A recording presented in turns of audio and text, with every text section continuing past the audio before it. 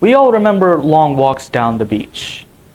The waves crashing against the shore, the seagulls chirping high in the sky, and the footprints we leave behind in the sand. But there's another type of footprint that we seem to forget or just not know about. And that is, of course, carbon footprints. Now, carbon footprints isn't exactly, actually footprints. It's more of a saying, it's our trace. It's the trace that we leave behind. Carbon footprints is the carbon dioxide pollution that is produced from our everyday actions. In fact, a lot of our everyday actions produces carbon footprints. Let's try to identify some of these big ones. First of all, transportation. Very big, obviously. Cars and especially motorcycles produce a lot of carbon dioxide. Cars, in fact, contribute to a total of about 48% of the world's total transportation carbon dioxide emission. We also can't forget about planes, trains, and boats too. They are quite fuel intensive, and so as a result they produce a lot of carbon dioxide more often than not, like a huge ton of carbon dioxide. But however, it seems that electric vehicles are on the rise nowadays, so we have that going for us. That is very good. So another big source is what is it? Right, our energy consumption.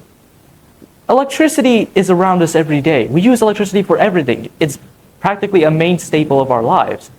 But a thing to note here is, where exactly does electricity come from? Here specifically in Indonesia, most of our electricity comes from thermal power plants. Now you might be thinking to yourself, thermal energy is good, right? Because it's renewable, and so it shouldn't be too bad, right? Well, just because something's renewable doesn't mean it has no downsides. You see, thermal energy power plants produce greenhouse gases as a side effect, such as carbon dioxide and sulfur dioxide and some other really toxic gases. So thermal energy isn't exactly innocent now, is it? And another source that you might not quite expect is actually our food that we eat every day. You see, meat products especially, such as sheep, beef, chicken, they contribute to a lot of the methane production, methane pollution in the total methane pollution, yes. Why is that so? Because animal agriculture, due to the fact that in animal agriculture, the digestive processes of sheep and cows produce quite a lot of methane, as well as the storage of excrement or manure, as it's more commonly called. So by buying these meats, you may be indirectly or just unknowingly contributing to the emission of these methane gas. But I'm not telling you to go fully vegan, all right? Because frankly, that is a terrible idea. We need an effective source of protein in our everyday lives. And, well, meat is just too important to get rid of completely. Right.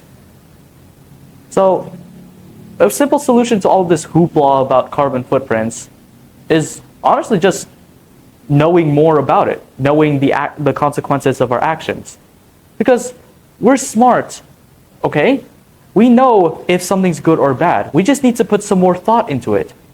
The question now becomes, what is good or bad? Because once we start knowing that, we're one step further to seeing the footprints that we leave behind in the beaches get washed away by the waves.